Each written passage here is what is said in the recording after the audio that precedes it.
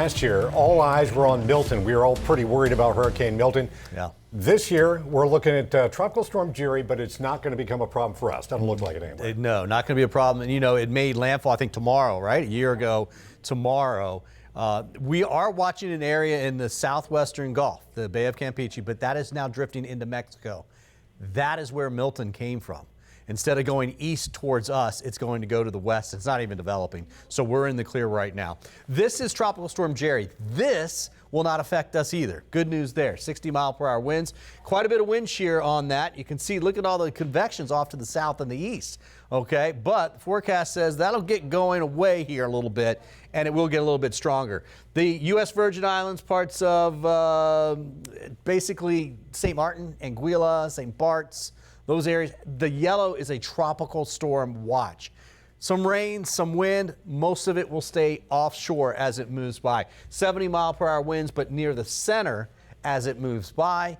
And then eventually it does get to hurricane strength by Friday afternoon. But one of the forecasts, if you've been watching, they had going to Cat 2, 100-mile-per-hour winds. They don't have that now. There's going to be a little bit more wind shear on this, so they're barely going to get it to 80 miles per hour. And Bermuda is right in here, so it looks like it's going to go just to the east of Bermuda.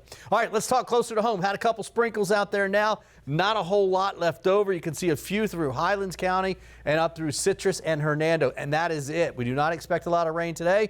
We haven't seen it, and we only have a couple left over for this evening, so things are actually looking pretty good there. Now, let's get back to this front that falls apart to our north by Thursday into Friday. But then Friday night and Saturday, this low develops, and that's going to start to pull down this drier air. In fact, you can see by Saturday it's already here. But it gets even drier as we work our way through Sunday. And then that sticks around through Monday, Tuesday, even Wednesday of next week. The brown colors here, this is the dry air from the ground all the way up. So that means less clouds, less rainfall. Doesn't necessarily mean lower humidity, right? But it will.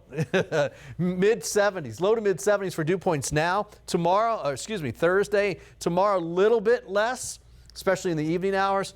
Noticeably drier, less humid on Saturday. Sunday even more so. Monday and Tuesday will feel amazing.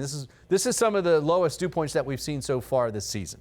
All right, so we had a little break, right? This is going to be a really good break. And then look at the highs, low to mid 80s for highs. These are for Tampa. Some areas, especially north of Tampa, will be even less than this, both Saturday and Sunday. We might not even get to 85 on Sunday, probably about 83, 84. Beautiful day out there on Sunday. And then look at the morning lows. Generally in the 60s, even Sunday morning, 69 degrees, but mid to low 60s. Monday morning, Tuesday morning, even Wednesday morning. Open up the windows, the drier air this weekend, especially Sunday. Oh, it's going to feel amazing.